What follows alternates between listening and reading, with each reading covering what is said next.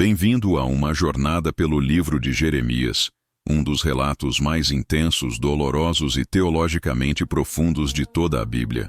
Hoje você não ouvirá apenas uma narrativa cronológica, mas será conduzido para dentro do coração de um profeta que viveu no epicentro do colapso de Jerusalém, entre o poder político, a corrupção religiosa e o silêncio aparentemente perturbador de Deus. Você verá como Jeremias foi chamado ainda jovem para falar em um tempo em que ninguém queria ouvir, como suas palavras antecederam a queda da cidade e como sua vida se entrelaçou com o destino de Judá, de maneira quase inseparável. Ao longo deste vídeo, vamos explicar o significado dos sinais proféticos que ele realizou, a tensão entre profecia verdadeira e falsa, e o choque espiritual de um povo que confiava no templo enquanto ignorava a aliança. Também vamos revelar como, no meio do julgamento, emerge uma das promessas mais poderosas de toda a Escritura: a nova aliança escrita no coração. Fique conosco até o final, porque nos últimos blocos você verá como, mesmo em meio à destruição, Jeremias aponta para um futuro de restauração que ecoa por toda a história bíblica. Bloco 1 de 7. O chamado de Jeremias e o cenário de crise. Bloco 2 de 7. Os sinais proféticos e o coração de Judá. Bloco 3 de 7. O confronto com falsos profetas e o templo. Bloco 4 de 7. O cerco, o sofrimento e a palavra persistente. Bloco 5 de 7. A queda de Jerusalém e o exílio. Bloco 6 de 7. A promessa da nova aliança. Bloco 7 de 7. Esperança além do julgamento. Esta jornada começa com o chamado de Jeremias e o contexto político e espiritual de Judá. Avança pelos sinais e confrontos que moldaram sua missão, atravessa o cerco e a queda de Jerusalém e culmina na promessa de renovação e restauração. A cada bloco, você verá como a história progride e como os temas se aprofundam, até o fechamento que conecta Jeremias ao grande arco da redenção bíblica. Jeremias surge no cenário bíblico não como um profeta distante, mas como um homem profundamente enraizado em sua terra e em seu tempo. Filho de Hilquias, sacerdote de Anatote, uma pequena cidade levítica ao norte de Jerusalém. Seu chamado ocorre nos dias de Josias, rei de Judá, por volta do final do século 7 a.C., em um período de reformas religiosas, mas também de tensões políticas crescentes entre Egito, Assíria e Babilônia. A Bíblia apresenta seu chamado como algo anterior ao próprio nascimento, quando Deus declara que já o havia formado e consagrado no ventre, indicando uma vocação divina que ultrapassa circunstâncias humanas. Jeremias responde com hesitação, alegando ser jovem demais para falar, o que revela não apenas humildade, mas também a consciência do peso de sua missão. Nesse momento inicial, Deus toca sua boca e lhe confere autoridade para arrancar, derrubar, destruir e edificar, estabelecendo desde o início o caráter dual de sua mensagem: julgamento e reconstrução. A cena do chamado não é apenas pessoal, mas simbólica de todo o livro, pois já antecipa que Jeremias será tanto o arauto da ruína, quanto o mensageiro da esperança futura. Enquanto isso, Judá vive sob a sombra de impérios em ascensão, e o povo confia mais em alianças políticas do que na fidelidade à aliança com Deus. Essa tensão entre vocação profética e realidade política marca o tom de todo o livro. Logo após o chamado, Jeremias recebe duas visões simbólicas que definem sua missão: a vara de amendoeira e a panela fervendo inclinada do norte. A vara de amendoeira representa vigilância e rapidez no cumprimento da palavra divina, sugerindo que Deus está atento para realizar o que promete. Já a panela fervendo simboliza o perigo vindo do norte, apontando para a futura invasão babilônica, ainda que naquele momento a Síria e Egito disputassem influência sobre Judá. Essas visões não são meros sonhos poéticos, mas elementos estruturais do livro, pois antecipam tanto o julgamento iminente quanto a soberania de Deus sobre os eventos históricos. Jeremias não é chamado para prever o futuro por curiosidade, mas para interpretar o presente à luz do plano divino. Ao mesmo tempo, essas visões estabelecem um padrão recorrente no livro: sinais visuais acompanhando a mensagem verbal, algo que veremos repetidamente ao longo de sua missão. O contraste entre a simplicidade das imagens e a gravidade de seu significado reforça a ideia de que Deus fala de maneira acessível, mas profundamente séria. Nesse ponto inicial, já se percebe que Jeremias não será apenas um pregador, mas um profeta cuja própria vida se tornará um símbolo da mensagem que anuncia. Enquanto isso, o reino de Judá ainda aparenta estabilidade sob Josias, mas as fissuras espirituais já estão presentes. O reinado de Josias, no qual Jeremias começa seu ministério, é marcado por uma tentativa genuína de reforma religiosa. Após a descoberta do livro da lei no templo, Josias remove altares idólatras, centraliza o culto em Jerusalém e busca restaurar a fidelidade à aliança mosaica, criando um ambiente de renovação externa. No entanto, o livro de Jeremias sugere que, apesar dessas reformas, o coração do povo não foi realmente transformado, permanecendo inclinado à idolatria e à injustiça. Jeremias testemunha de perto essa contradição. Uma nação que celebra rituais corretos enquanto pratica corrupção, opressão e falsidade. Essa tensão entre aparência religiosa e realidade moral torna-se um dos temas centrais do livro. Ao mesmo tempo, o contexto geopolítico se torna cada vez mais instável, com a queda gradual da Assíria e a ascensão da Babilônia sob Nabucodonosor. Jeremias começa a anunciar que o verdadeiro perigo não vem apenas de inimigos externos, mas da própria infidelidade de Judá. A reforma de Josias, embora significativa, não é suficiente para evitar o julgamento que se aproxima. Desde o início, o livro prepara o espectador para um conflito entre piedade superficial e verdadeira obediência. Nos capítulos iniciais, Jeremias expõe a infidelidade de Judá por meio de imagens fortes, comparando a nação a uma esposa infiel que abandonou seu marido. Essa metáfora conjugal não é nova na tradição profética, mas em Jeremias ela assume um tom particularmente pessoal e dramático. Deus é apresentado como aquele que se lembra do amor da juventude de Israel no deserto, contrastando com a traição atual de adorar outros deuses. O profeta denuncia não apenas práticas idolátricas explícitas, mas também a corrupção social, a exploração dos pobres e a falsidade dos líderes. Ao mesmo tempo, Jeremias faz perguntas retóricas que ecoam como um tribunal divino, desafiando Judá a reconhecer sua culpa. Essa linguagem judicial reforça a ideia de que o livro é, em parte, um grande processo entre Deus e seu povo. O cenário ainda não é de guerra aberta, mas de crescente tensão espiritual e moral. Já aqui se percebe que Jeremias não será apenas um crítico político, mas um intérprete do coração da nação diante de Deus. Esse conflito interno prepara o terreno para os confrontos mais dramáticos que virão nos blocos seguintes. À medida que a narrativa avança nos primeiros capítulos, Jeremias denuncia a confiança equivocada do povo no Templo de Jerusalém como um amuleto sagrado. Muitos acreditavam que, por abrigar a presença de Deus, o templo garantiria proteção automática contra qualquer inimigo. Jeremias, porém, desafia essa segurança ilusória, lembrando que o santuário de Siló foi destruído no passado por causa da infidelidade de Israel. Essa referência histórica serve como advertência de que a presença divina não é um privilégio incondicional, mas depende da obediência à aliança. Ao mesmo tempo, o profeta começa a sofrer resistência, pois suas palavras ameaçam tanto a elite religiosa quanto a política. O templo, que deveria ser casa de oração, havia se tornado símbolo de orgulho nacional e espiritual vazio. Jeremias, ainda no início de sua missão, já se posiciona como um profeta impopular, disposto a confrontar as estruturas de poder. Esse tema, o choque entre verdade profética e conforto religioso, será central em todo o livro. Nesse ponto, a tensão entre Jeremias e sua própria comunidade começa a se desenhar de forma clara. O cenário político também se complica com a morte de Josias em batalha contra o faraó Neco do Egito, um evento que abala profundamente Judá.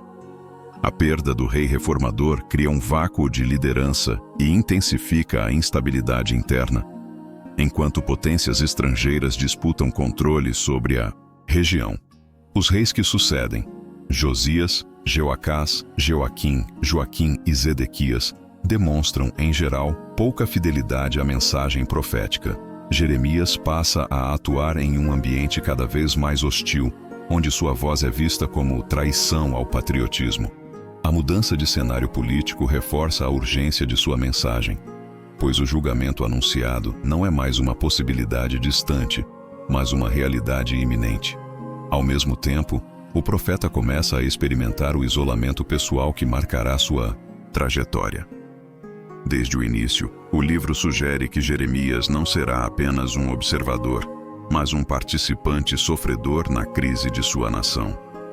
Essa dimensão pessoal dá ao livro um tom profundamente humano e trágico.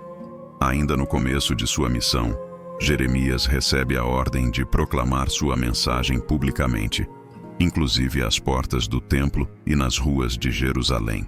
Ele não fala em segredo ou apenas em círculos religiosos, mas confronta o povo onde a vida acontece, misturando profecia e realidade cotidiana. Suas palavras não são apenas advertências, mas também convites ao arrependimento, ainda que o tom geral seja de julgamento. Esse equilíbrio entre denúncia e apelo revela o caráter pastoral de sua missão, mesmo em meio à severidade. Ao mesmo tempo, o profeta começa a perceber que sua mensagem não será facilmente aceita, pois desafia interesses estabelecidos. Essa tensão entre fidelidade à palavra divina e rejeição popular molda a identidade de Jeremias como o profeta das lágrimas. Desde já, o livro prepara o espectador para um ministério marcado por conflito, dor e perseverança. Nos capítulos iniciais, Jeremias também introduz o tema da aliança quebrada, comparando Judá a uma videira degenerada que deveria produzir bons frutos, mas só gera corrupção.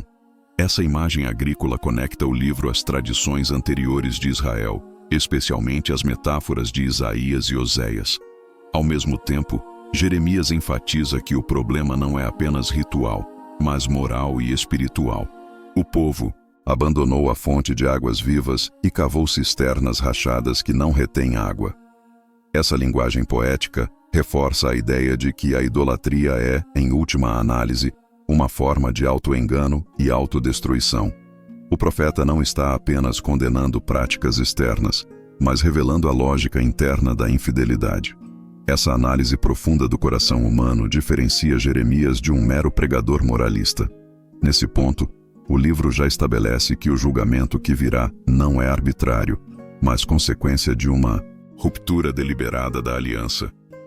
A vocação de Jeremias também inclui uma dimensão de sofrimento pessoal, pois Deus o adverte desde cedo de que enfrentará oposição, mas promete estar com ele. Essa promessa não elimina o perigo, mas garante presença e apoio divinos no meio da perseguição.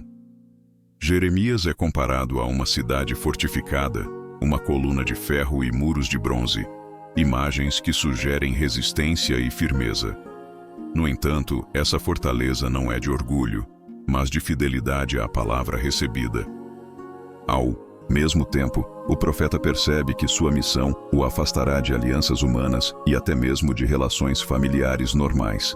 Essa solidão vocacional marca o início de um caminho que o levará a confrontos cada vez mais intensos. O livro, desde o primeiro bloco, já apresenta Jeremias como um personagem complexo, frágil em sua humanidade, mas firme em sua obediência. À medida que o bloco 1 se encerra, o espectador já tem um quadro claro do cenário em que Jeremias atuará. Um reino em crise política, um povo espiritualmente infiel e um profeta chamado a falar verdades impopulares. Os temas centrais, julgamento, aliança, idolatria, reforma superficial e soberania divina, já estão delineados. Jeremias não é apenas um mensageiro de condenação, mas também um testemunho vivo da relação entre Deus e Israel em um momento decisivo da história. A tensão entre esperança e destruição já paira sobre Jerusalém, como a panela fervendo inclinada do norte. Esse início prepara o terreno para os sinais proféticos ainda mais dramáticos que virão. O chamado de Jeremias não é apenas o início de sua história pessoal, mas o prelúdio de uma tragédia nacional e de uma promessa futura. Vimos o chamado de Jeremias, o contexto político de Judá e as primeiras visões que moldam sua missão. Também percebemos a tensão entre reformas externas e infidelidade interna, além da crescente resistência à sua mensagem. No próximo bloco, veremos como Jeremias passa dos anúncios iniciais para sinais proféticos, concretos que chocam e confrontam o povo. No bloco 2, Jeremias realizará atos simbólicos públicos que transformam sua própria vida em um espetáculo profético. E as reações de Judá revelarão o quanto o coração da nação já se afastou de Deus. Jeremias deixa de ser apenas uma voz que fala para se tornar um corpo que encena a própria mensagem de Deus. E isso marca uma mudança decisiva no livro. Nos capítulos iniciais após seu chamado, o profeta recebe ordens que transformam sua vida em um conjunto de sinais públicos, destinados a expor o estado espiritual de Judá. Deus lhe manda comprar um cinto de linho fino, usá-lo junto ao corpo e depois escondê-lo nas fendas das rochas, junto ao rio Eufrates, um gesto carregado de significado simbólico. Quando Jeremias retorna e encontra o cinto apodrecido, a mensagem é clara. Assim como o cinto foi arruinado, Judá, que deveria estar unido a Deus, havia se corrompido por causa de sua infidelidade. Esse ato não é teatro vazio, mas uma forma de profecia visual que atinge o povo de maneira direta, quase impossível de ignorar. Ao mesmo tempo, o gesto revela algo profundo sobre o caráter divino. Deus deseja proximidade com seu povo, como um cinto junto ao corpo, mas essa relação foi quebrada. O fato de o cinto ser escondido longe de Jerusalém também sugere o tema do exílio que começará a ganhar força na narrativa. Desde já, Jeremias mostra que a mensagem profética não será apenas verbal, mas encarnada em sua própria trajetória. Em seguida, Jeremias recebe outra ordem perturbadora. Ele deve quebrar um vaso de barro diante dos anciãos e sacerdotes no Vale de Rinom, um local associado a práticas pagãs e rituais sombrios. Esse gesto público simboliza a destruição irreversível que cairá sobre Jerusalém e Judá por causa de sua idolatria e injustiça. O som do vaso se estilhaçando ecoa como um prenúncio da cidade sendo despedaçada pelas mãos de inimigos estrangeiros. O Vale de Rinom, conhecido posteriormente como Geena, reforça o caráter de julgamento e profanação associado ao pecado do povo. Jeremias não faz esse ato em segredo. Ele o realiza diante de líderes religiosos e políticos, confrontando diretamente as estruturas de poder. Ao mesmo tempo, o gesto conecta o presente de Judá com sua própria história de infidelidade, pois práticas abomináveis haviam sido realizadas naquele mesmo lugar. Esse sinal não é apenas uma advertência, mas uma dramatização concreta do destino que se aproxima. A mensagem implícita é dura. Assim como o vaso quebrado não pode ser reparado, a ruptura entre Deus e Judá atingiu um ponto crítico. Paralelamente, Jeremias continua a denunciar a falsa segurança do povo em relação ao Templo de Jerusalém, intensificando o confronto iniciado no bloco 1. Ele proclama que o simples fato de dizer Templo do Senhor, não salvará a cidade se não houver justiça, compaixão e fidelidade à aliança. Essa mensagem atinge diretamente a teologia popular da época, que tratava o templo como um talismã inviolável. Jeremias lembra que Deus já havia abandonado Siló no passado, mostrando que nenhum lugar é imune ao julgamento quando o povo é infiel. Ao fazer isso, ele desafia não apenas crenças religiosas, mas também a identidade nacional de Judá, profundamente ligada ao templo. Esse confronto aumenta a hostilidade contra o profeta, que passa a ser visto como traidor e blasfemo. Ao mesmo tempo, o discurso revela a profundidade da crise espiritual. O problema não é a ausência de culto, mas a ausência de coração transformado. Nesse ponto, o livro deixa claro que o conflito não é apenas político, mas essencialmente teológico. A resistência a Jeremias cresce rapidamente, especialmente entre sacerdotes e profetas oficiais, que se sentem ameaçados por sua mensagem. Pashur, um alto oficial do templo, chega a mandar espancar Jeremias e colocá-lo no tronco, humilhando-o publicamente. Esse episódio marca um ponto de virada na narrativa, pois mostra que a profecia verdadeira não é bem-vinda quando confronta o poder estabelecido. Jeremias, em resposta, não recua, mas intensifica sua denúncia, chamando Pashur de terror por todos os lados, um nome simbólico que antecipa o cerco e o pânico que virão sobre Jerusalém. Ao mesmo tempo, esse momento revela o lado humano do profeta, que expressa dor, frustração e até desejo de abandonar sua missão. No entanto, ele reconhece que a palavra de Deus arde em seu coração como fogo, impossível de conter. Essa tensão interior, entre querer desistir e ser compelido a falar, torna Jeremias um dos profetas mais profundamente humanos das Escrituras. O livro, aqui, começa a expor não apenas o drama de Judá, mas também o sofrimento pessoal de quem foi chamado a denunciá-lo. Outro sinal profético importante desse bloco envolve a imagem da botija de vinho, que Jeremias utiliza para ilustrar o destino do povo. Deus lhe diz que assim como todas as botijas serão cheias de vinho, também os habitantes de Jerusalém serão cheios de juízo e embriaguez, tropeçando uns contra os outros. Essa metáfora reforça a ideia de confusão, desorientação e colapso social que acompanhará o julgamento divino. Ao mesmo tempo, ela sugere que o pecado tem consequências coletivas, atingindo reis, sacerdotes e povo comum sem distinção.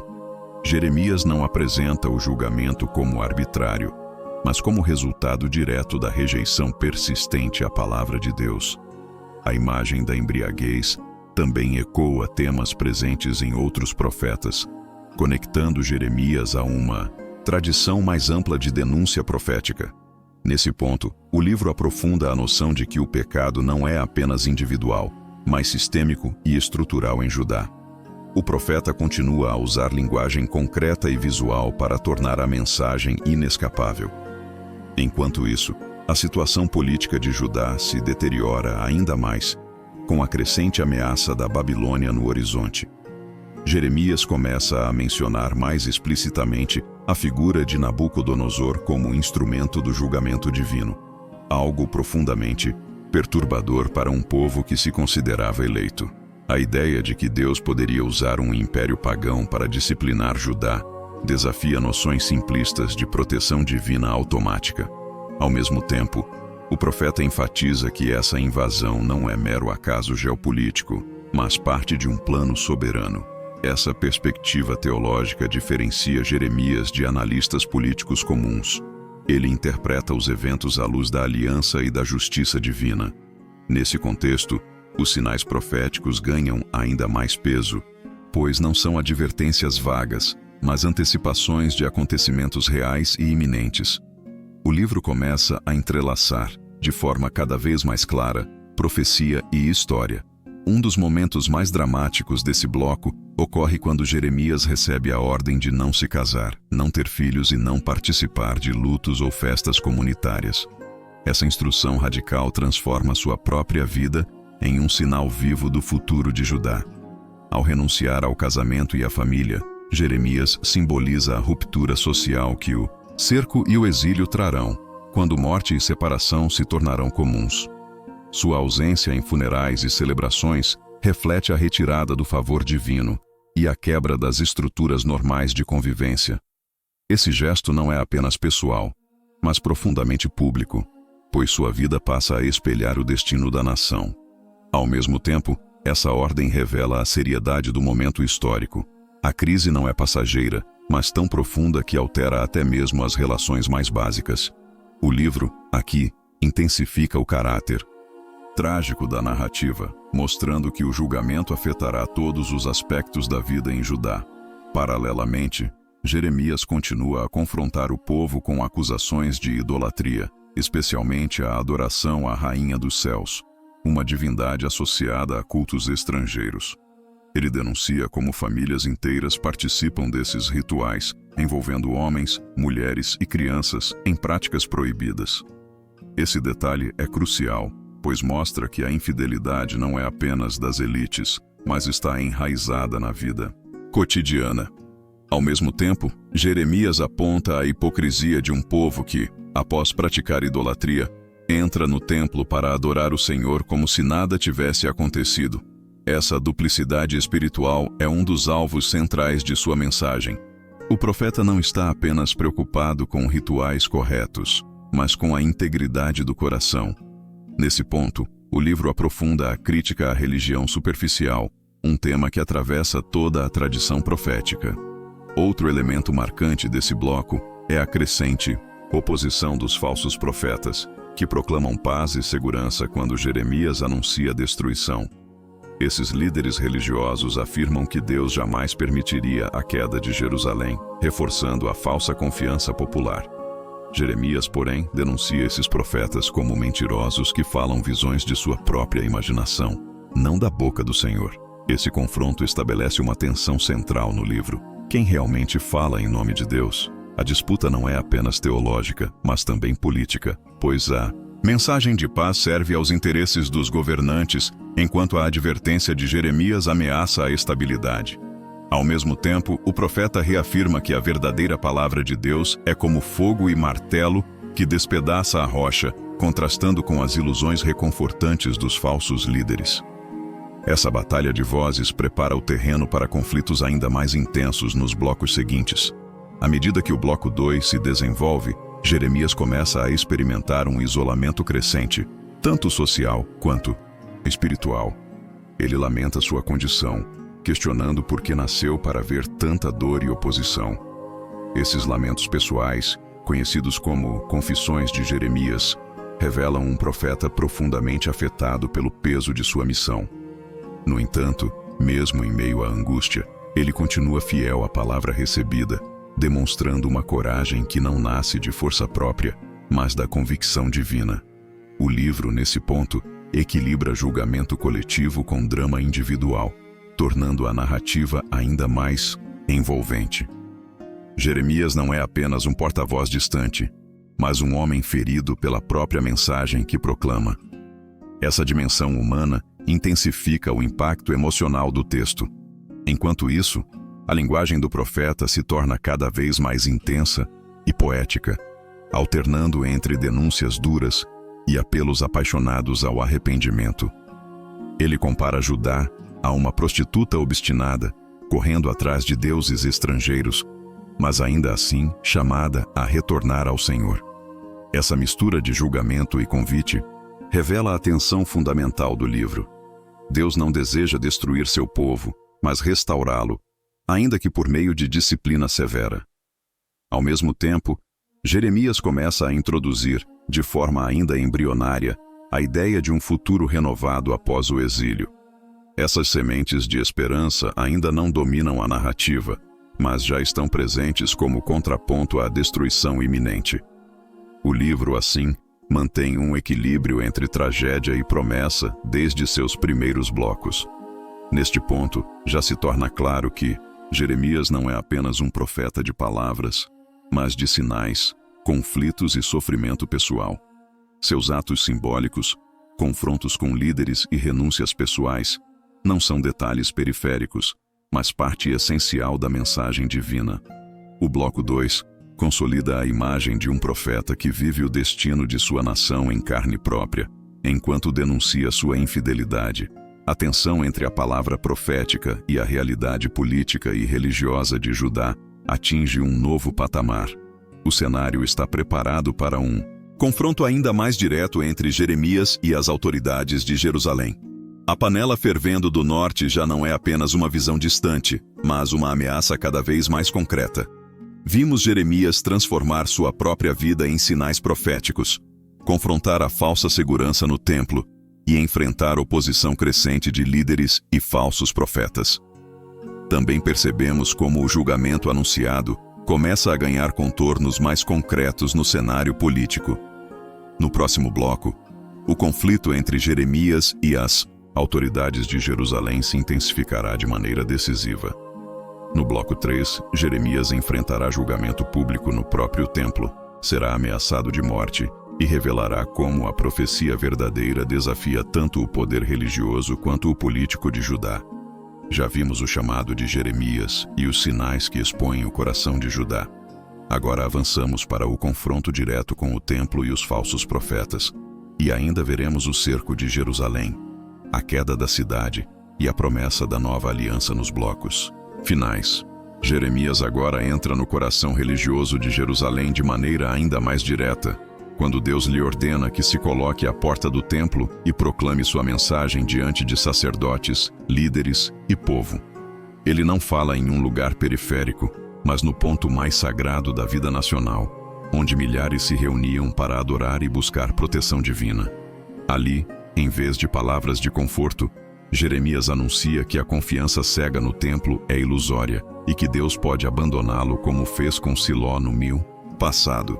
Esse momento marca uma escalada dramática no conflito, pois tocar no templo era tocar no símbolo máximo da identidade de Judá. A multidão não escuta um profeta distante, mas um homem que ousa desafiar o centro do poder religioso diante de todos. A atmosfera é carregada, com murmúrios, indignação e tensão crescente, enquanto Jeremias fala sem recuar. Esse confronto estabelece que o problema de Judá não é apenas político, mas profundamente espiritual e institucional. A cena ecoa como um julgamento público, não apenas de um povo, mas de todo um sistema religioso que havia perdido seu sentido original. Os sacerdotes e profetas oficiais reagem com fúria, pois as palavras de Jeremias ameaçam sua autoridade e o status quo do culto.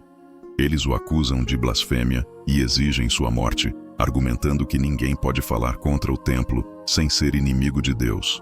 Esse julgamento improvisado no pátio do santuário revela o quanto a liderança havia se afastado da verdadeira profecia. Jeremias, por sua vez, não se retrata nem suaviza sua mensagem, reafirmando que fala em nome do Senhor. O profeta não é apenas um crítico externo, mas alguém que conhece profundamente a tradição de Israel e a usa contra a hipocrisia do momento. A cena expõe uma inversão trágica. Aqueles que deveriam guardar a palavra de Deus tornam-se seus principais opositores. Ao mesmo tempo, a multidão começa a se dividir, percebendo que a acusação contra Jeremias pode não ser tão simples quanto parece.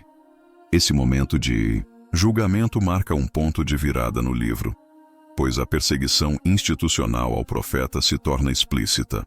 Alguns líderes mais moderados intervêm, lembrando que o profeta Miqueias também havia denunciado Jerusalém no passado, sem ser condenado à morte. Essa referência histórica é crucial, pois mostra que a tradição profética de Israel sempre incluiu palavras duras contra o poder quando necessário. O argumento dos anciãos revela que ainda há memória viva da verdadeira função dos profetas como vozes de correção e não de bajulação. No entanto, mesmo com essa intervenção, Jeremias não sai ileso. Sua vida passa a estar em perigo constante. O episódio deixa claro que falar a verdade em Judá se tornou um ato de risco. Ao mesmo tempo, o contraste entre profecia autêntica e institucionalizada fica cada vez mais nítido. O livro, aqui, aprofunda o tema do conflito entre palavra divina e interesses humanos. Essa tensão se tornará ainda mais intensa nos capítulos seguintes. Após esse julgamento, Jeremias continua a receber mensagens que expõem a corrupção espiritual de Judá por meio de novos sinais simbólicos.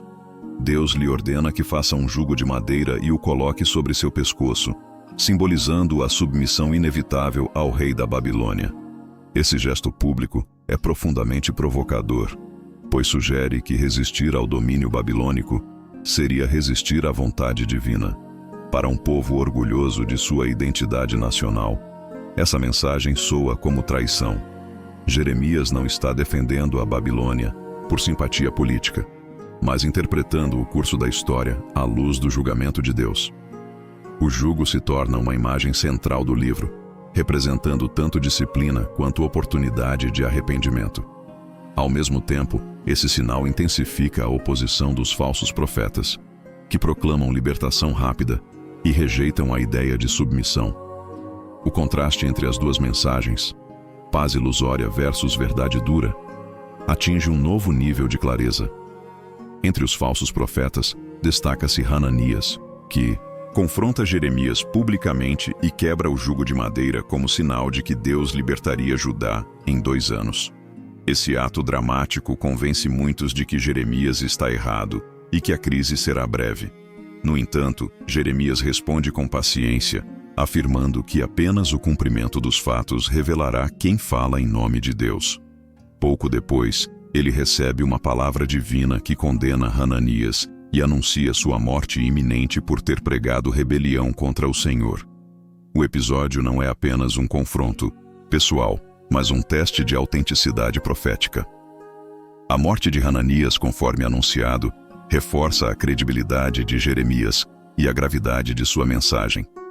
Ao mesmo tempo, o conflito revela como o desejo popular por esperança fácil pode cegar o povo para a verdade. O livro aqui mostra que a profecia não é medida por popularidade, mas por fidelidade à palavra divina. Paralelamente, Jeremias envia uma carta aos exilados na Babilônia, aconselhando-os a se estabelecerem, construírem casas, plantarem e buscar o bem da cidade onde foram levados. Essa instrução surpreende, pois contradiz a expectativa de retorno imediato. Em vez de prometer libertação rápida, Jeremias anuncia que o exílio durará 70 anos, tempo suficiente para uma geração inteira. Essa perspectiva revela uma compreensão profunda do plano divino. O exílio não é apenas punição, mas processo de purificação e transformação. Ao mesmo tempo, a carta inclui uma das promessas mais conhecidas do livro. Deus tem planos de paz e não de mal, para dar um futuro e esperança. Esse equilíbrio entre realismo e promessa caracteriza o coração da mensagem de Jeremias. O profeta não minimiza o sofrimento, mas aponta para um propósito maior além dele. Esse momento amplia o horizonte do livro para além de Jerusalém, conectando o destino dos exilados ao plano divino. Dentro de Jerusalém, porém, a resistência à mensagem de Jeremias cresce ainda mais, especialmente entre aqueles que permanecem na cidade. Muitos líderes interpretam a carta como traição e reforçam sua oposição ao profeta. Jeremias, por sua vez, continua a denunciar a falsa segurança dos que acreditam que o exílio será breve. Ele adverte que o verdadeiro julgamento ainda está por vir, pois a cidade não se arrependeu de coração. Essa tensão entre os exilados e os que ficaram cria uma divisão interna no povo de Judá. O livro, aqui, começa a explorar as consequências sociais e espirituais do exílio antes mesmo de sua plena realização. Jeremias não fala apenas de eventos futuros, mas de atitudes presentes que determinarão o destino da nação. O conflito entre verdade e ilusão se aprofunda, preparando o terreno para a crise final. Outro elemento central desse bloco é a crescente solidão de Jeremias, que se intensifica à medida que sua mensagem se torna mais impopular. Ele expressa lamentos profundos, questionando por que Deus o chamou para uma missão tão dolorosa. Em um momento particularmente intenso, Jeremias amaldiçoa o dia de seu nascimento, revelando o peso emocional de sua vocação. Esses desabafos, conhecidos como confissões, não enfraquecem sua autoridade profética, mas a humanizam. O livro mostra que ser porta-voz de Deus não significa ausência de dor, mas fidelidade no meio dela. Ao mesmo tempo, essas confissões contrastam com a dureza de sua mensagem pública, criando uma tensão literária poderosa. Jeremias não é um herói distante, mas um homem dilacerado entre obediência e sofrimento. Essa dimensão psicológica, sempre ancorada no texto, torna o livro ainda mais impactante. Enquanto isso, o cerco de Jerusalém começa a se desenhar como uma realidade cada vez mais próxima, com relatos de tropas babilônicas avançando na região. Jeremias interpreta esses movimentos não como mero acaso, mas como cumprimento das palavras que vem proclamando há anos. Ele continua a advertir o povo para se submeter ao rei da Babilônia, como forma de sobreviver, uma mensagem profundamente impopular, em um contexto de orgulho nacional. Ao mesmo tempo, o profeta reafirma que o julgamento não é o fim da história. mas parte de um processo maior de purificação.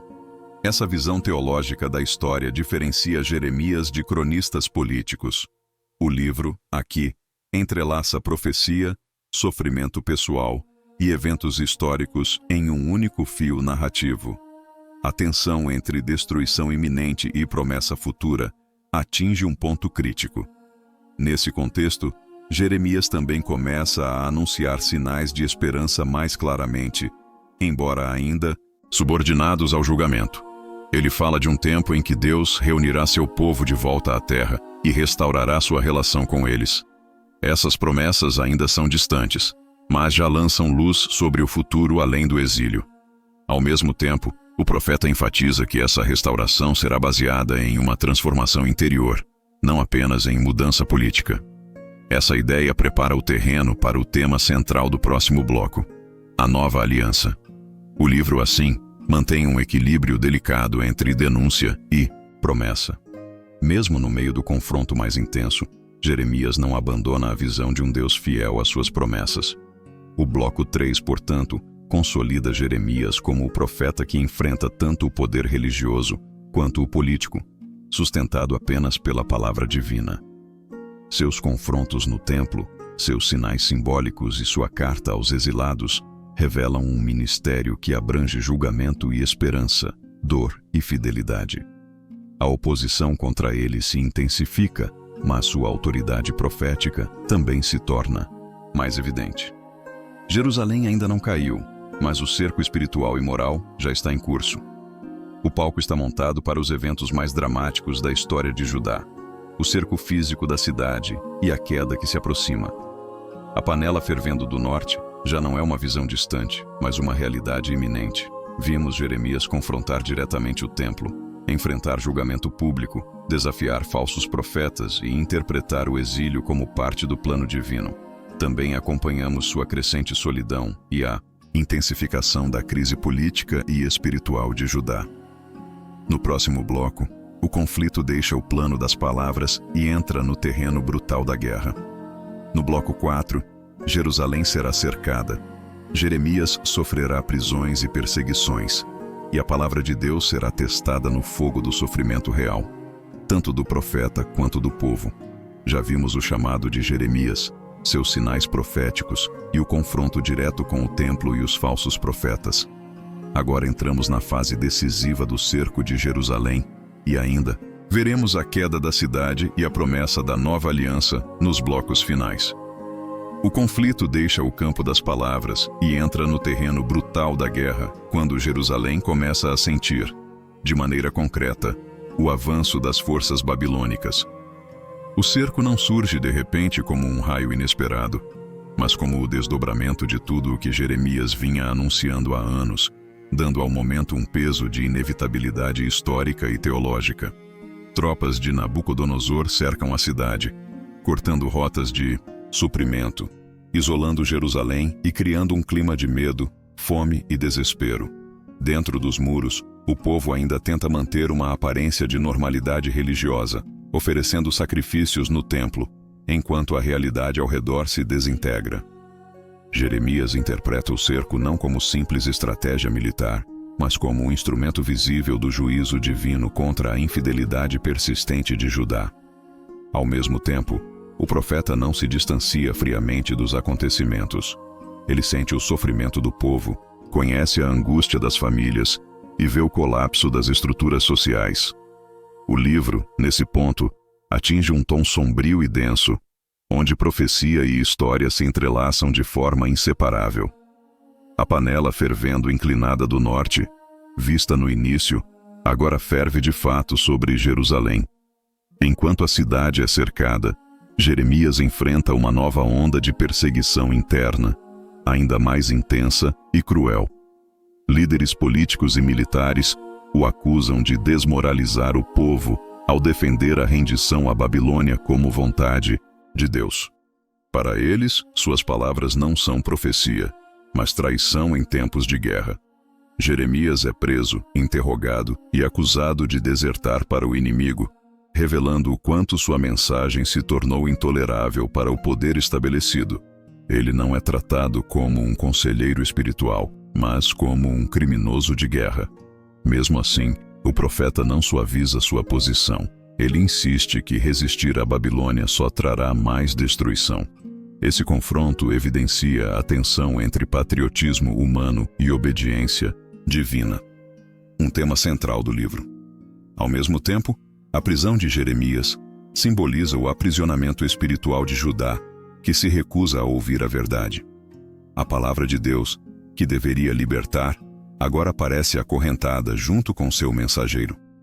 Durante o cerco, Jeremias recebe uma ordem surpreendente: comprar um campo em Anatote, sua terra natal, enquanto a cidade está prestes a cair. Esse gesto, aparentemente absurdo, é um dos sinais mais poderosos de esperança em todo o livro. Ao adquirir legalmente a propriedade, Jeremias declara publicamente que haverá um futuro em que casas e campos serão novamente comprados e vendidos em Judá. O ato não nega o julgamento iminente, mas afirma que ele não será definitivo. Testemunhas são chamadas, contratos são assinados e o documento é selado, enfatizando a seriedade jurídica do gesto. Ao mesmo tempo, Jeremias expressa sua própria perplexidade em oração, perguntando como isso faz sentido diante da destruição que se aproxima. Deus responde, reafirmando sua soberania e prometendo restauração após o exílio. Esse episódio revela o coração do livro. Mesmo no auge da crise, a fidelidade divina não desaparece. O campo em Anatote torna-se um símbolo concreto de esperança plantada em meio às ruínas. A situação dentro de Jerusalém deteriora-se rapidamente, com relatos de fome, escassez e sofrimento crescente entre o povo. Famílias começam a se desintegrar sob a pressão do cerco, e a violência se espalha pelas ruas. O templo, antes visto como um refúgio seguro, agora parece impotente diante da realidade militar. Jeremias, preso ou vigiado, continua a falar a palavra que recebe, ainda que poucos queiram ouvi-la. O contraste entre o culto ritual e o caos ao redor expõe a superficialidade da religião de Judá. Ao mesmo tempo, o profeta não celebra a desgraça. Sua voz carrega lamento e dor pelo que está acontecendo com sua nação. O livro, aqui, revela a dimensão trágica do julgamento. Não há triunfo na destruição, apenas tristeza profunda. A narrativa atinge um ponto em que o sofrimento coletivo e individual se entrelaçam de maneira pungente. Paralelamente, o rei Zedequias, último governante de Judá antes da queda, aparece como uma figura ambígua e trágica. Ele consulta Jeremias em segredo, temendo tanto a palavra de Deus quanto a reação de seus oficiais. Zedequias reconhece, em momentos de sinceridade, que a mensagem do profeta pode ser verdadeira, mas falta-lhe coragem para agir conforme ela. Sua hesitação simboliza a paralisia espiritual de Judá como um todo, saber o que é certo, mas não ter força para fazê-lo. Jeremias aconselha repetidamente a rendição para salvar vidas, mas o rei vacila entre obediência e medo humano. Essa relação tensa entre profeta e rei revela a complexidade política do momento. O livro não retrata Zedequias como vilão absoluto, mas como líder fraco preso entre pressões contraditórias. Essa ambiguidade acrescenta profundidade psicológica e histórica à narrativa. A prisão de Jeremias atinge um ponto crítico quando ele é lançado em uma cisterna lamacenta, onde quase morre afundado na lama. Esse episódio brutal mostra até que ponto a liderança de Jerusalém estava disposta a silenciar a voz profética. Jeremias não é apenas rejeitado, ele é literalmente enterrado vivo, símbolo extremo do desprezo pela palavra de Deus. No entanto, um oficial etíope chamado Ebed-Meleque intervém, obtendo permissão do rei para resgatar o profeta. Esse detalhe é significativo, pois revela que, mesmo em meio à corrupção generalizada, ainda há pessoas que reconhecem a injustiça e agem com coragem. O resgate de Jeremias não é apenas um ato de compaixão, mas também um testemunho silencioso de que Deus ainda preserva instrumentos de salvação. O episódio intensifica o drama do cerco e evidencia o custo pessoal de ser fiel à vocação profética. Enquanto isso, Jeremias continua a receber revelações que reafirmam o sentido teológico dos acontecimentos. Deus deixa claro que o cerco e a queda de Jerusalém não são acidentes históricos, mas cumprimento das advertências feitas repetidamente ao longo dos anos. Ao mesmo tempo, essas revelações não são frias ou distantes. Elas reconhecem o sofrimento humano envolvido. Jeremias, em seus lamentos e orações, expressa tanto dor quanto confiança na justiça divina. O livro, nesse ponto, mantém um equilíbrio delicado entre julgamento e compaixão. A narrativa não glorifica a destruição, mas a apresenta como consequência trágica de escolhas persistentes. Essa perspectiva evita simplificações morais e convida à reflexão sobre a seriedade da aliança.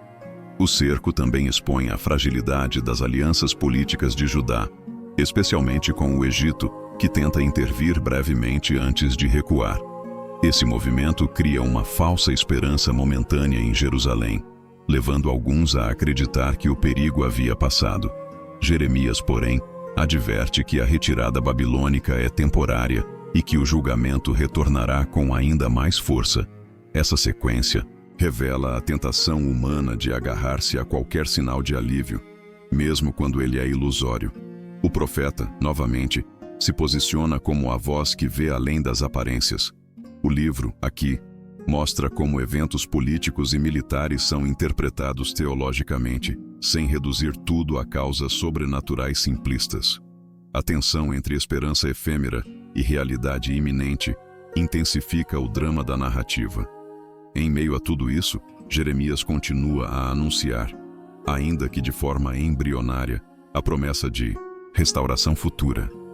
Ele fala de um tempo em que Deus reunirá seu povo, restaurará suas terras e renovará a relação de aliança. Essas promessas ainda estão subordinadas ao julgamento presente, mas ganham clareza crescente. O profeta não é apenas o arauto da ruína, mas também o guardião da esperança que sobreviverá ao exílio. Essa dualidade, destruição e reconstrução, permanece no centro de sua mensagem. O livro, nesse ponto, prepara o espectador para o tema central do próximo bloco, a nova aliança, que redefinirá a relação entre Deus e seu povo. Mesmo cercado por guerra e morte, Jeremias planta sementes de futuro. À medida que o cerco se intensifica, a narrativa começa a focar cada vez mais na figura de Jeremias como testemunha viva dos acontecimentos. Ele não observa de fora, sofre com o povo, é preso, resgatado e confrontado repetidamente. Sua vida se torna um espelho da crise de Judá. Rejeitada, ferida, mas ainda sustentada por Deus. O profeta não é apresentado como herói, invencível, mas como servo frágil e fiel. Essa humanização reforça o impacto emocional do livro e mantém a retenção narrativa. Ao mesmo tempo, a tensão entre a palavra divina e a realidade brutal do cerco atinge seu ápice. O palco está montado para o momento mais trágico da história de Judá, a queda de Jerusalém. O bloco 4, portanto, marca a transição definitiva do anúncio profético para o cumprimento histórico. As visões, sinais e advertências dos blocos anteriores agora se materializam em sofrimento concreto, guerra e colapso social. Jeremias permanece no centro do drama, preso entre sua fidelidade a Deus e a hostilidade de seu próprio povo. Ainda assim, mesmo no auge da crise, a promessa de restauração não desaparece completamente. A narrativa avança com um ritmo crescente, preparando o espectador para a tragédia que se aproxima. A panela fervendo já não está apenas inclinada. Ela está derramando seu conteúdo sobre Jerusalém. Vimos o cerco de Jerusalém se concretizar, a prisão e quase morte de Jeremias, a hesitação de Zedequias e o sinal de esperança no campo de Anatote. Também percebemos como julgamento e promessa continuam entrelaçados mesmo em meio à guerra. No próximo bloco, a cidade finalmente cairá e o exílio se tornará realidade. No bloco 5, Jerusalém será tomada, o templo será destruído e o destino de Judá mudará para sempre. Mas mesmo na ruína, a história de Jeremias revelará algo surpreendente sobre a fidelidade de Deus. Já vimos o chamado de Jeremias, seus sinais proféticos, o confronto no templo e agora o cerco e sua prisão. Ainda veremos a queda de Jerusalém, a promessa explícita da nova aliança e a esperança que transcende o exílio nos blocos finais. A tensão que vinha crescendo ao longo do cerco atinge seu ponto máximo quando, finalmente, as muralhas de Jerusalém são rompidas pelas tropas de Nabucodonosor. O livro descreve esse momento não como um simples fato militar, mas como o clímax de décadas de advertências proféticas ignoradas. Portões que antes simbolizavam segurança agora se abrem à força, e soldados estrangeiros percorrem ruas que antes ecoavam cânticos do templo. A cidade, que se considerava inviolável por abrigar a presença de Deus, cai diante de um império pagão, revelando que a santidade não está presa a um lugar quando o coração do povo está corrompido. O caos se espalha rapidamente. Famílias fogem, casas são saqueadas e a vida cotidiana desmorona em questão de horas. Jeremias não observa isso como um analista distante. Ele já havia vivido o cerco, a fome e o medo, e agora vê suas palavras se cumprirem de maneira devastadora. O contraste entre a glória passada de Jerusalém e sua ruína presente torna o momento ainda mais trágico. O livro, aqui, não celebra a queda, mas a apresenta como consequência dolorosa e inevitável da infidelidade persistente de Judá. Zedequias, último rei de Judá, tenta fugir da cidade durante a noite, mas é capturado pelos babilônios nas planícies de Jericó. Levado à presença de Nabucodonosor em Ribla, ele testemunha a execução de seus próprios filhos antes de ter os olhos vazados. Um destino brutal que sela o fim da dinastia davídica em Jerusalém, naquele momento. Esse episódio não é apenas uma punição pessoal, mas um símbolo da quebra da liderança de Judá e do colapso de sua autonomia política. O rei que hesitou em ouvir Jeremias agora enfrenta as consequências de sua indecisão e de sua resistência à palavra divina. Ao mesmo tempo, o livro sugere que esse desfecho não é mero acaso, mas parte do juízo anunciado repetidamente. A cegueira de Zedequias torna-se uma imagem poderosa. Ele não viu espiritualmente o perigo que se aproximava, e agora é privado de visão física. A narrativa aqui combina história, teologia e simbolismo de forma intensa e coerente. Enquanto isso, o Templo de Jerusalém, o coração religioso de Judá, é saqueado e incendiado pelos babilônios. Os objetos sagrados que representavam a presença e a aliança de Deus são levados como despojos para a Babilônia. O fogo que consome o santuário não destrói apenas um edifício, mas desmantela o eixo central da identidade espiritual e nacional do povo.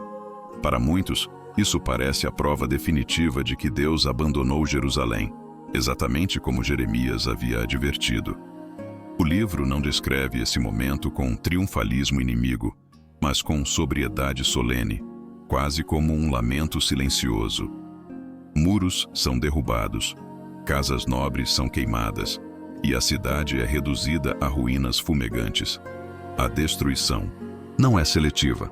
Atinge ricos e pobres, líderes e cidadãos comuns. Nesse ponto, a promessa de julgamento que atravessou o livro desde o chamado de Jeremias se cumpre de forma incontestável. Após a destruição, Nabuzaradã, comandante da guarda babilônica, deporta grande parte da população para a Babilônia, deixando apenas os mais pobres na terra para cultivá-la. Esse detalhe é crucial, pois mostra que o exílio não é total, mas estratégico. Babilônia prefere explorar a terra por meio de uma população subjugada. Ao mesmo tempo, a deportação marca o fim de uma era para Judá, separando famílias, desarraigando tradições e dissolvendo comunidades inteiras. O povo que antes se reunia no templo agora se vê disperso em terras estrangeiras, confrontado com a pergunta angustiante: como adorar a Deus longe de Jerusalém? Jeremias, embora não seja levado imediatamente ao exílio, vive esse drama de perto, testemunhando a fragmentação de sua própria sociedade. O livro, aqui, amplia o horizonte do sofrimento. Não é apenas a cidade que cai, mas toda uma forma de vida.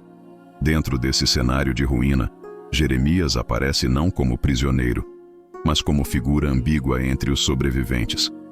Os babilônios, cientes de sua mensagem pró-rendição, o libertam e lhe oferecem proteção. Esse gesto irônico revela que, aos olhos do inimigo, Jeremias não era traidor, mas um realista alinhado com o curso dos acontecimentos. O profeta, porém, não celebra sua libertação enquanto seu povo sofre. Ao contrário, sua dor se intensifica ao ver a destruição de Jerusalém. Ele escolhe permanecer com o remanescente deixado na terra, compartilhando seu destino. Essa decisão reforça sua identificação com o povo, mesmo após o cumprimento do julgamento. O livro, aqui, retrata Jeremias não como um espectador distante, mas como um pastor ferido que acompanha suas ovelhas no momento mais sombrio. Entre os que permanecem em Judá, Gedalias é nomeado governador por Babilônia, estabelecendo um governo provisório em Mispa. Inicialmente, há um breve vislumbre de estabilidade, com pessoas retornando de áreas rurais e reorganizando a vida em torno dessa nova liderança. Jeremias parece apoiar esse arranjo, pois ele oferece uma oportunidade de reconstrução mínima e sobrevivência na terra. No entanto, essa esperança é rapidamente frustrada quando Gedalias é assassinado por Ismael, um membro da antiga elite judaíta, em um ato de vingança política. O assassinato mergulha o remanescente em medo e caos, demonstrando que a violência interna ainda não havia cessado. Esse episódio revela que, mesmo após o julgamento externo, o coração do povo permanece dividido e instável. O livro, aqui, mostra que o exílio e a destruição não resolveram automaticamente os problemas espirituais e políticos de Judá.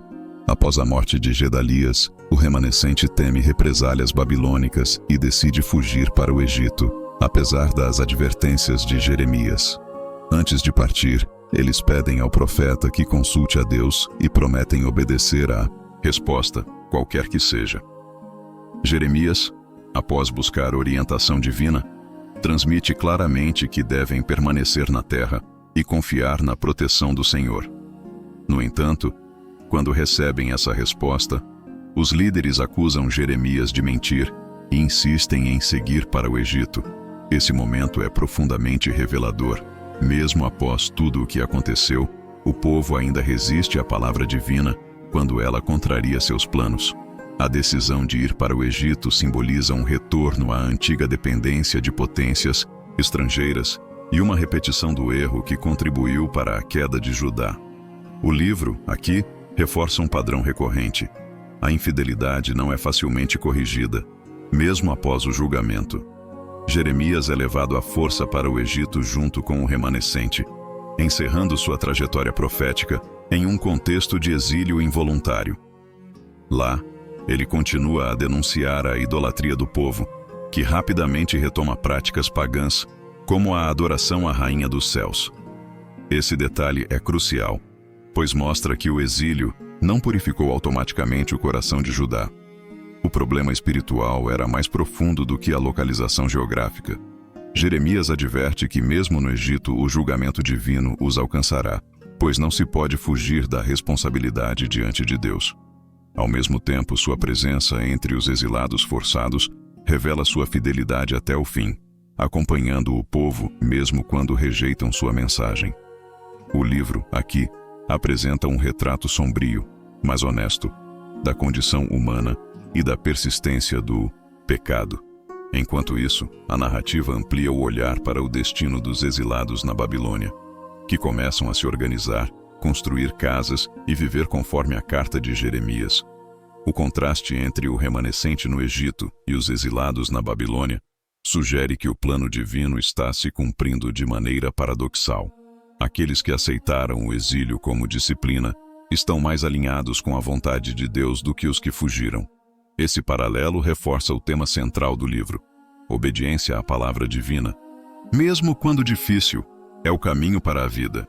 Ao mesmo tempo, o exílio babilônico prepara o terreno para transformações espirituais e teológicas que marcarão o povo judeu nas gerações seguintes. O livro, aqui, começa a deslocar o foco de Jerusalém física para a relação entre Deus e seu povo, onde quer que estejam. Apesar da destruição e do exílio, o bloco 5 não apresenta Jeremias como derrotado, mas como testemunha fiel de um Deus que permanece soberano sobre a história. A queda de Jerusalém não invalida a palavra divina. Ao contrário, confirma sua veracidade. O profeta que foi ridicularizado, preso e quase morto, agora se mostra como aquele que compreendeu o sentido dos acontecimentos. No entanto, sua vitória não é triunfalista. É marcada por dor, lamento e compaixão pelo povo. O livro, nesse ponto, equilibra julgamento cumprido com humanidade profunda. A narrativa alcança seu ponto mais trágico, mas ainda não conclui a história de Jeremias ou de Judá. À medida que o bloco 5 se encerra, o espectador já viu a destruição completa de Jerusalém, o fim da monarquia davídica naquele momento e o início do exílio. O julgamento anunciado desde o primeiro bloco se cumpriu de maneira incontestável, e o povo de Judá agora vive as consequências de sua infidelidade. No entanto, mesmo nesse cenário de ruína, a promessa de restauração ainda não foi plenamente articulada. Ela está prestes a ganhar forma clara e decisiva. O campo comprado em Anatote, a carta aos exilados e as palavras de esperança espalhadas ao longo do livro começam a convergir para um tema central que ainda precisa ser revelado. A história não termina com destruição, ela se encaminha para algo novo. Vimos a queda de Jerusalém, a destruição do templo, o exílio para a Babilônia, o assassinato de Gedalias e a fuga do remanescente para o Egito, além da libertação de Jeremias e sua fidelidade contínua. No próximo bloco, a narrativa se volta para a promessa mais profunda de todo o livro. No bloco 6, Jeremias anunciará explicitamente a nova aliança, uma transformação do coração que vai além de qualquer restauração política e redefine para sempre a relação entre Deus e seu povo. À medida que a poeira da queda de Jerusalém ainda paira no ar e o povo vive espalhado entre Babilônia e Egito, o livro de Jeremias muda de tom de maneira decisiva. Depois de décadas de advertências, sinais, cerco e destruição, a narrativa não se encerra no julgamento, mas avança para uma promessa que redefine todo o relacionamento entre Deus e seu povo. Nos capítulos centrais do livro, especialmente em Jeremias 30-33, surge aquilo que se tornará um dos pilares teológicos de toda a Escritura: a nova aliança. Não se trata de uma simples restauração política ou de um retorno nostálgico ao passado, mas de uma transformação profunda e interior. O profeta deixa claro que a crise de Judá não foi apenas territorial ou militar, foi essencialmente uma crise do coração. O exílio revelou que a antiga aliança, escrita em tábuas de pedra, não havia produzido obediência duradoura. O povo conhecia a lei, mas não a vivia. Nesse momento, Jeremias começa a articular que Deus fará algo radicalmente novo. Ele mesmo escreverá sua lei no interior do povo. A promessa não nasce em um tempo de prosperidade, mas no auge da ruína, mostrando que a fidelidade divina não depende das circunstâncias humanas. O livro, aqui, passa do lamento para a esperança fundamentada na soberania de Deus sobre a história. Jeremias introduz essa promessa, situando-a dentro do drama do exílio, não como fuga da realidade, mas como resposta a ela. Ele anuncia que dias virão em que Deus restaurará Israel e Judá juntos, reunindo o povo disperso e curando suas feridas. Essa união é significativa, pois aponta para a superação das divisões históricas entre o Reino do Norte e o Reino do Sul. O profeta fala de um tempo de consolação em que Deus quebrará o jugo estrangeiro e fará seu povo descansar novamente na terra. No entanto, a linguagem não é apenas política, ela é profundamente relacional. Deus se apresenta como pai que disciplina, mas também como pastor que cuida e restaura. Ao mesmo tempo, Jeremias insiste que essa restauração não será superficial, como nos dias de Josias, mas enraizada em uma mudança interior. A promessa da nova aliança surge, portanto, como o centro teológico do livro, conectando julgamento passado e esperança futura. O exílio, longe de ser o fim da história, torna-se o contexto em que Deus revela um plano ainda maior. Quando Jeremias formula explicitamente a nova aliança, ele a contrasta diretamente com a aliança feita no Êxodo, a qual eles quebraram. Essa comparação é fundamental para entender o alcance da promessa. A antiga aliança, baseada em leis externas, havia sido repetidamente violada, não por falha da lei, mas por fragilidade do coração humano. Agora, Deus promete escrever sua lei no interior do povo, gravando-a não em pedra, mas no coração. Essa linguagem não é meramente poética. Ela indica uma transformação moral e espiritual profunda, em que o desejo de obedecer nasce de dentro, não por imposição externa. Jeremias afirma que nesse novo tempo, ninguém precisará ensinar ao outro "conhece o Senhor", pois todos o conhecerão, do menor ao maior. Essa universalização do conhecimento de Deus rompe com o modelo mediado exclusivamente por sacerdotes e líderes, democratizando a relação com o divino. Ao mesmo tempo, Deus promete perdoar definitivamente a iniquidade do povo, e não mais se lembrar de seus pecados. A nova aliança, portanto, não é apenas renovação, mas redenção completa. Essa promessa também está profundamente ligada ao tema da fidelidade de Deus à casa de Davi, que parecia ter sido destruída com a cegueira de Zedequias e o fim da monarquia. Jeremias fala de um renovo justo que surgirá da linhagem davídica, um rei que governará com sabedoria, justiça e retidão. Essa figura não é apresentada como mero governante político, mas como líder que restaurará a ordem divina e garantirá segurança verdadeira ao povo. A promessa conecta a nova aliança à continuidade da promessa feita a Davi, mostrando que o plano de Deus não foi frustrado pela queda de Jerusalém. Ao mesmo tempo, o profeta insiste que esse novo governo não será baseado em poder militar ou alianças humanas, mas na fidelidade a Deus. O renovo justo simboliza uma liderança transformada, alinhada com o coração renovado do povo. Nesse ponto, Jeremias integra temas de julgamento, exílio, restauração e messianismo em uma visão coerente do futuro. Paralelamente, Jeremias utiliza imagens poderosas para ilustrar a certeza dessa restauração. Ele compara a promessa divina à ordem fixa do sol, da lua e das estrelas, sugerindo que, assim como esses elementos não cessam, Deus não abandonará definitivamente seu povo. Essa comparação cósmica eleva a promessa para além do plano político e a insere na própria estrutura da criação. O profeta também fala da reconstrução de Jerusalém e de suas muralhas, não apenas como retorno físico, mas como símbolo de restauração espiritual e comunitária. Campos, vinhas e cidades serão novamente habitados, e o povo experimentará paz após o tempo de disciplina. No entanto, Jeremias deixa claro que essa reconstrução não será fruto de mérito humano, mas de graça divina. A restauração não apaga o passado, mas o redime, transformando o sofrimento em fundamento para uma nova identidade. Outro aspecto central desse bloco é a maneira como Jeremias relaciona a nova aliança com a experiência do exílio. Longe de ser um acidente, o exílio se torna o meio pelo qual Deus purifica e reorienta seu povo. Jeremias havia aconselhado os exilados a se estabelecerem na Babilônia, e agora essa perspectiva ganha profundidade teológica. O tempo fora da terra seria um período de transformação interior. O profeta sugere que Deus trabalhará no coração do povo durante o exílio, preparando-o para receber a nova aliança.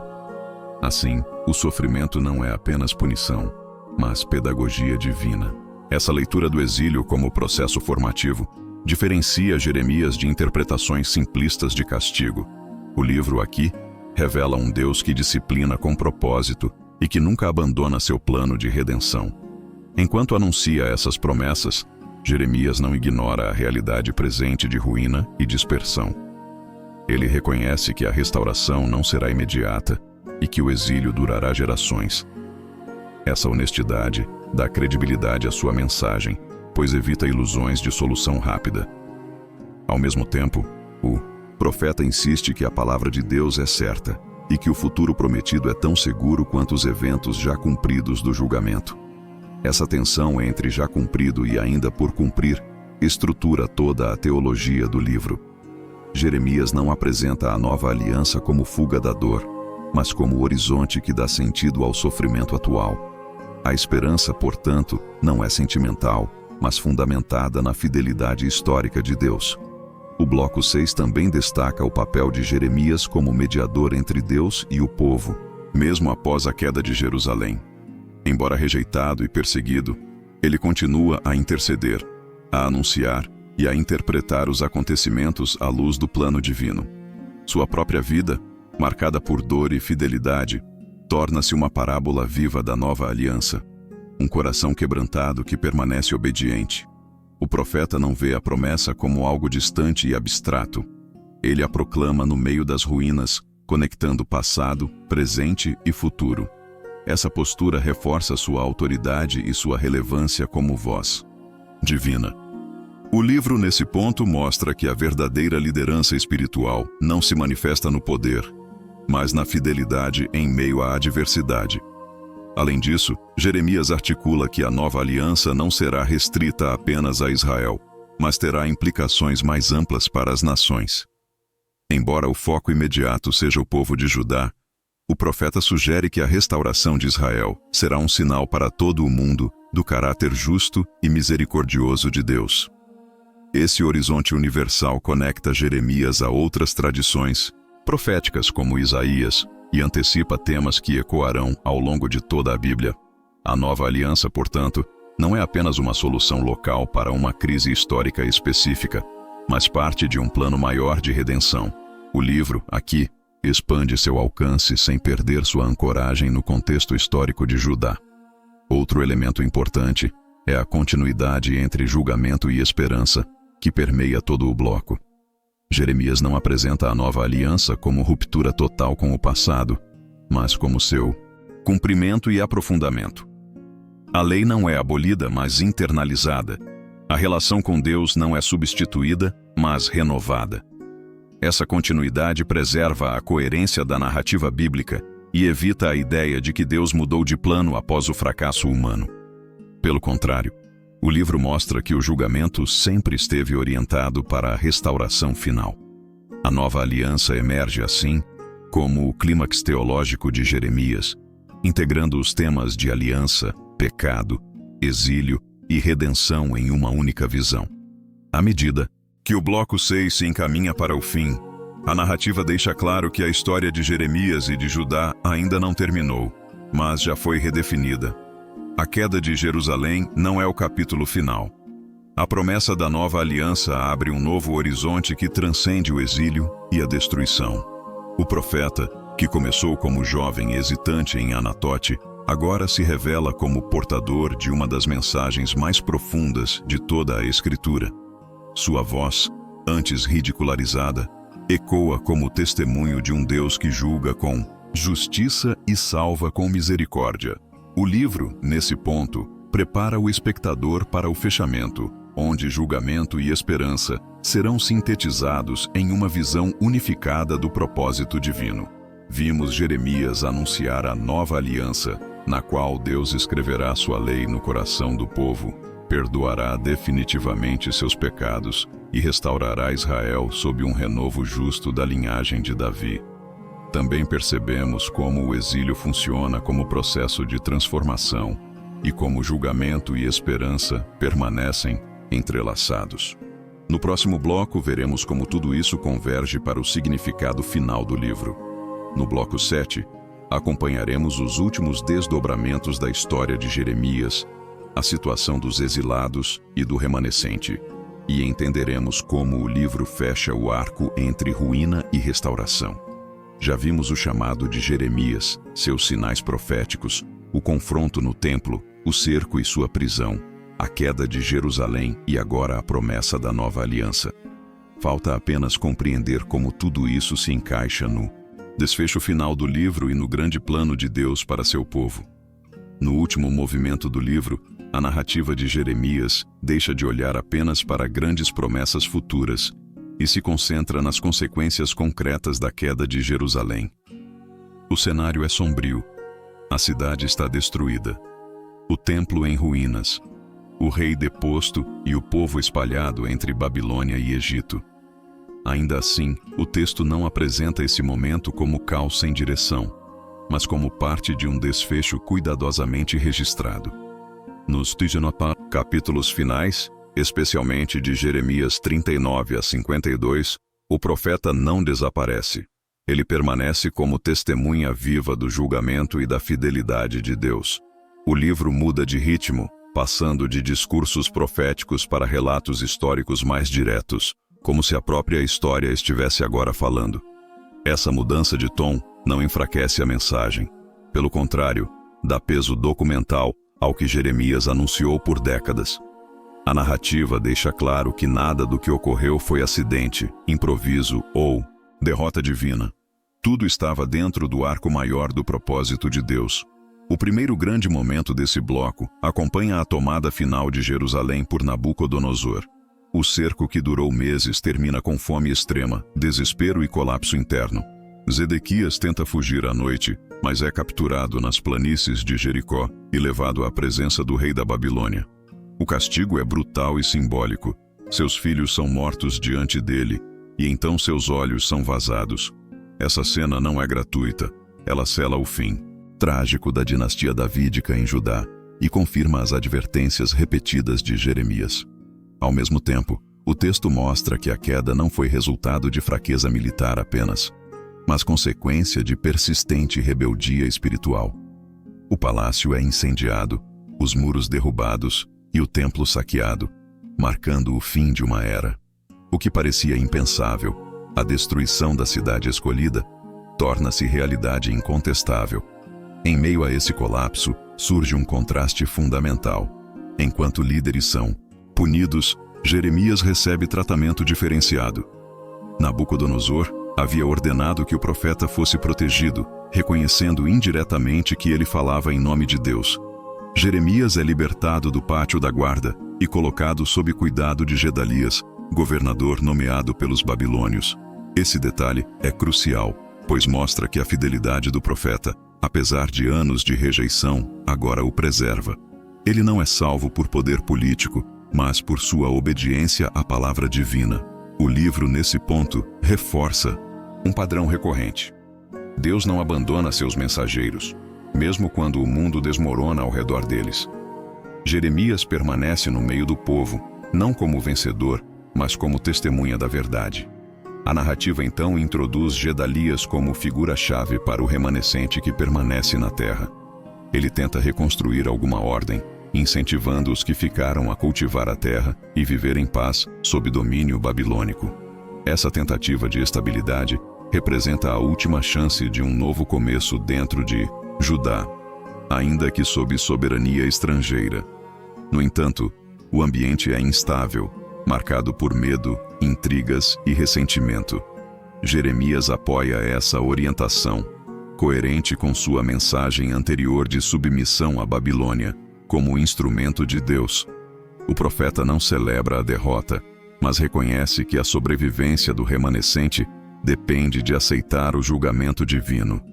O livro aqui mostra a tensão entre esperança e fragilidade política. Essa esperança é abruptamente interrompida quando Gedalias é assassinado por Ismael, um líder movido por ambição e influenciado por interesses contrários à Babilônia. O assassinato provoca pânico entre o povo restante, que teme represálias devastadoras. Em vez de buscar direção divina, muitos decidem fugir para o Egito, ignorando novamente a advertência de Jeremias. O profeta suplica para que permaneçam na terra, prometendo proteção se obedecerem, mas é rejeitado mais uma vez. Esse episódio encerra de forma amarga o ciclo de desobediência que permeia todo o livro. Mesmo após a destruição total, o coração do povo ainda resiste à palavra de Deus. A fuga para o Egito marca um ponto simbólico poderoso. O povo retorna ao lugar de onde seus antepassados haviam sido libertos no Êxodo. Esse movimento não é apenas geográfico, mas teológico, representando uma inversão da história da salvação. Jeremias os acompanha, não por escolha própria, mas levado à força. No Egito, ele continua a profetizar, advertindo que o julgamento também alcançará aqueles que buscam segurança fora da vontade de Deus. O profeta não se cala, mesmo em território estrangeiro, mostrando que a palavra divina não está limitada a Jerusalém ou a terra de Judá. O livro reforça que Deus é soberano sobre todas as nações, inclusive o Egito. Paralelamente a essa linha narrativa, os capítulos finais também incluem uma série de oráculos contra as nações estrangeiras. Esses textos mostram que Babilônia, Egito, Moabe, Edom e outras potências não escaparão do juízo divino. Essa inclusão é fundamental para equilibrar a mensagem do livro. Judá foi punido, mas isso não significa que as nações opressoras sejam inocentes. Jeremias amplia o horizonte da história, mostrando que Deus governa sobre todos os povos e que nenhum império permanece para sempre. A queda de Jerusalém não é o fim do plano divino, mas parte de um cenário maior de justiça universal. O capítulo final, Jeremias 52, funciona como epílogo histórico do livro, recapitulando a queda de Jerusalém e o destino de Zedequias. Esse capítulo não acrescenta novas profecias, mas confirma os eventos com precisão quase cronística. Ele reforça a credibilidade de Jeremias como profeta verdadeiro, cujas palavras se cumpriram literalmente. Ao mesmo tempo, o epílogo registra um detalhe de esperança. O rei Joaquim, exilado na Babilônia, é libertado da prisão e tratado com honra no final de sua vida.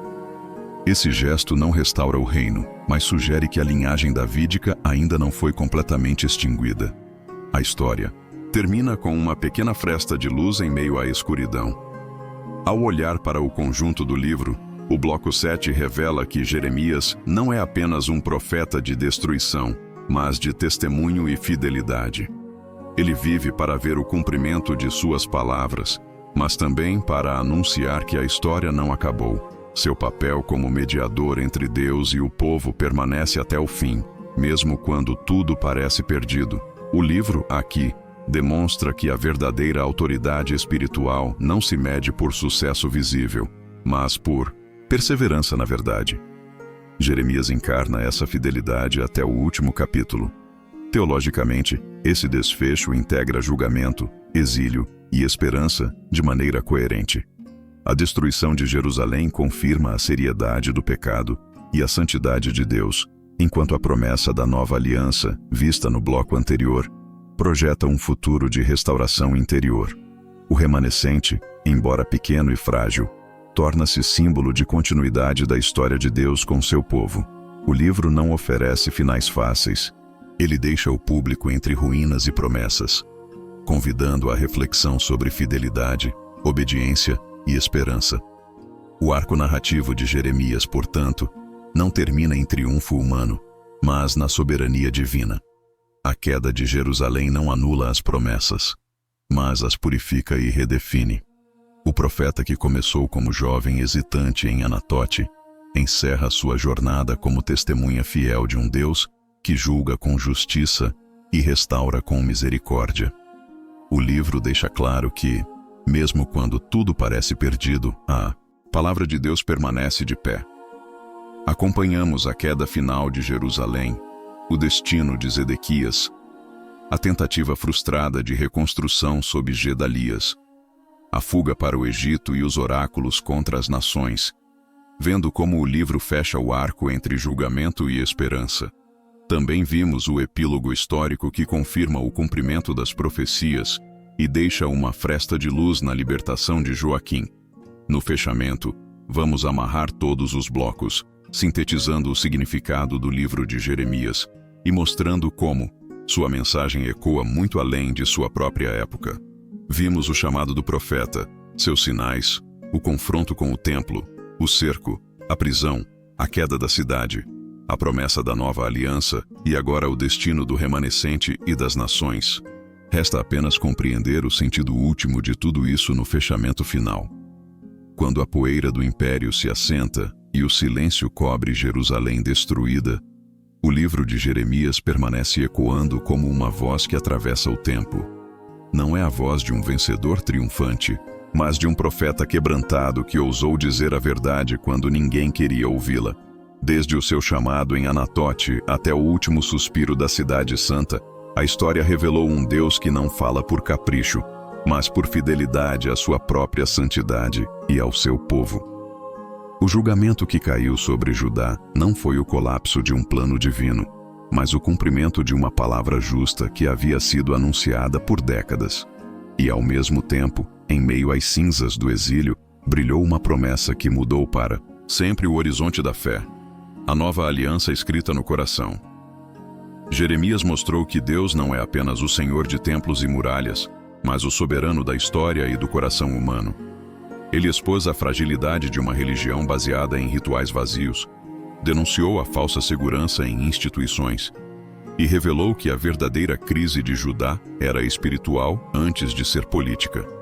O cerco, a queda de Jerusalém e o destino de Zedequias não foram meros acidentes militares, mas sinais de que a palavra de Deus não cai por terra. Contudo, no centro dessa tragédia, surgiu a promessa mais profunda de todo o livro. Um dia em que o próprio Deus transformaria o interior do seu povo, perdoando definitivamente seus pecados e restaurando sua relação com ele.